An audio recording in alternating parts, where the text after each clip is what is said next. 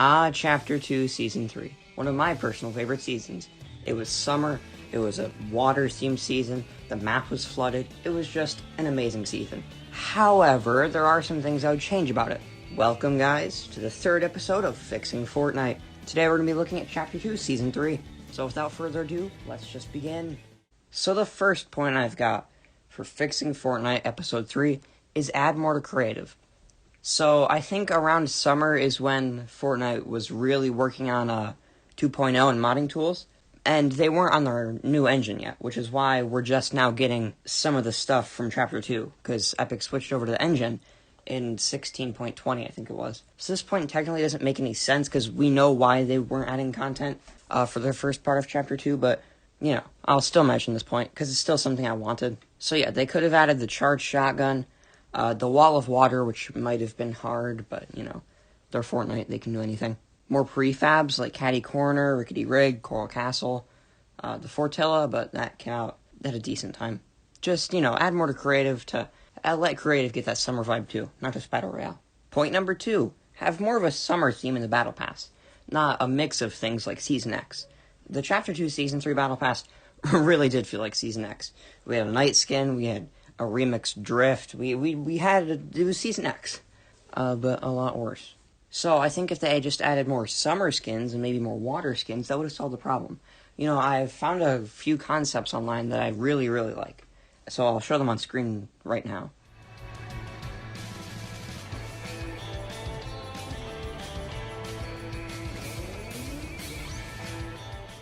But it's not just skins, like back blings, maybe not music packs, because Shark Ride is honestly my favorite music pack, and it's summer themed, so, you know.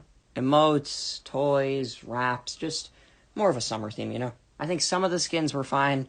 Jules, Scuba Jonesy, Fade, those guys were all fine.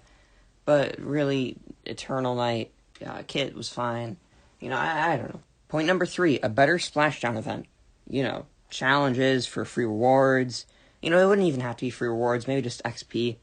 Because the Splashdown event we got was just LTMs returning a lot, which should already be happening, but, you know. It just didn't... Compared to Season 9's summer event, the 14 Days of Summer, I think it was, that one was just amazing. Every day we got a new LTM, new challenge, new free reward. It was phenomenal. Really, really good. And we got a new skin. You know, we were getting new skins in Chapter Season 3, but most of them weren't really summer-related either. But yeah, I just think, like, the occasional challenge for a free reward, like wrap, back bling, stuff like that.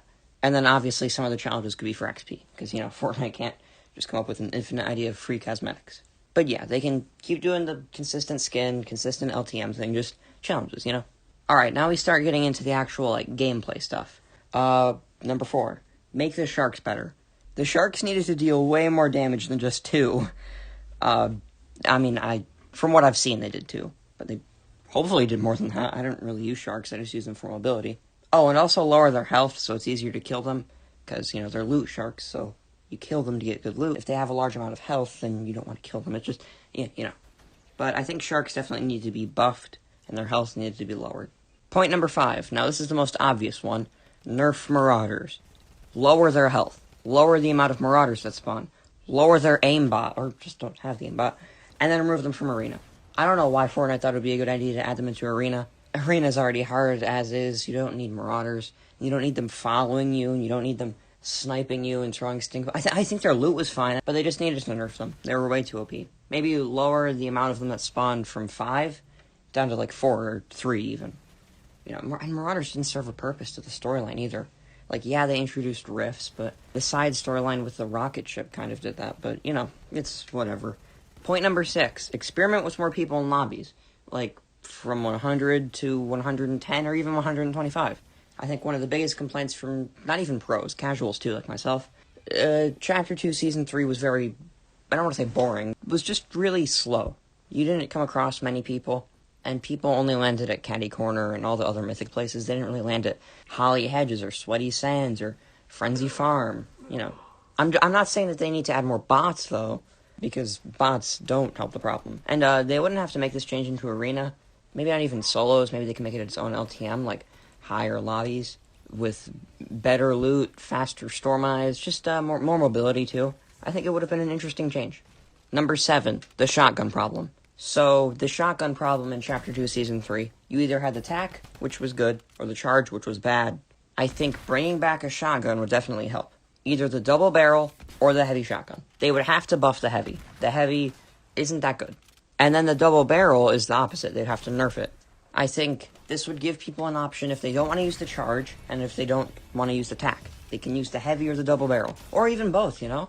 Why not go all out with this season? You know, make it fun, because that's what summer is.